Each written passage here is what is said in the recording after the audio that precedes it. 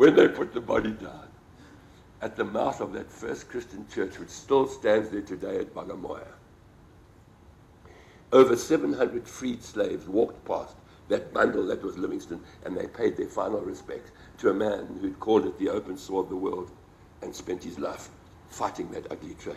Of course, Prideaux came across from Zanzibar, the assistant British High Commissioner. Kirk was away at the time. Well done, chaps, he said to Chuma Nsusi. Here's a few bob for the journey, and they disappeared into the bush. Livingstone was taken across to Zanzibar, new coffin, of course, early age of steam travel, sent by sea across to Southampton, 21-gun salute, sent on the train to the Royal Geographical Society, where he was identified by the 11 teeth wounds in his left shoulder.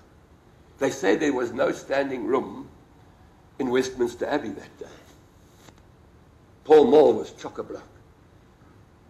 Queen Victoria sent a wreath. Henry Morton Stanley was one of the pallbearers, as were other members of the Royal Geographical Society. But hey, we're sitting around a campfire in the Kalahari, a tribute to Dave.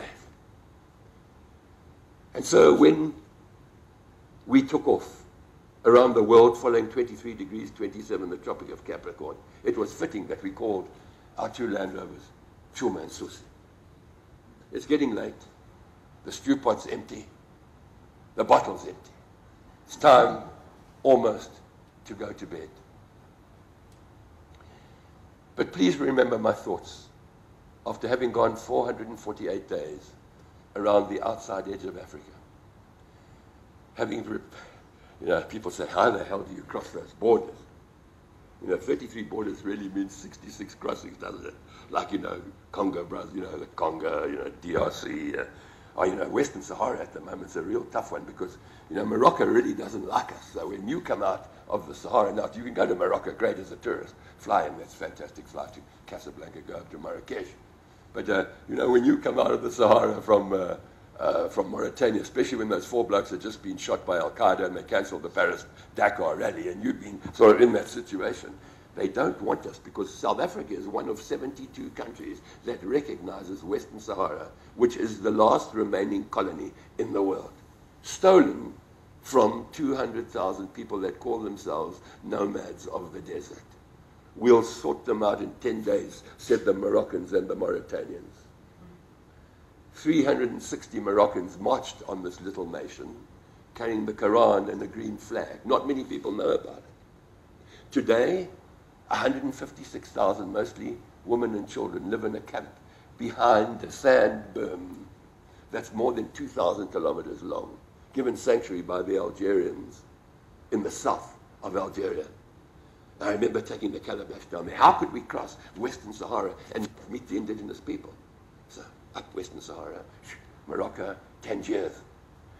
It's lovely when the Mediterranean's now on your left and Europe's just across there, of course, kicked out of Algeria, back again to Tangiers, on the night ferry, over to Spain, another ferry, back to Iran, back to the same border post. Well, not quite so polite. Carrying this calabash around the outside edge of Africa. And then the Algerians, team of 30, flak jackets, arms, even an armored car, down to the desert.